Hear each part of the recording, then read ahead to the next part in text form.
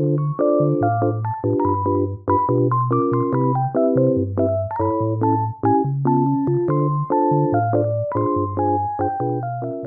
guys, I'm Jade. Welcome back to my channel. And I had seen this video by Boogie Snacks where he replaced his screen time for like reading manga instead. So today I'm gonna be replacing my screen time with study time. And so this past week, my daily average was 6 hours. So that is the goal for today, to just study for at least 6 hours. Even though most of my screen time, not to make excuses, but a lot of my screen time counted, is also time where I'm like using my iPad to study with, like AP Classroom. I think, yeah, it says like 3 hours for the entire week. So it's not like all 6 of the hours I was on TikTok, but either way, that's what I did today. And I hope you guys enjoyed the video.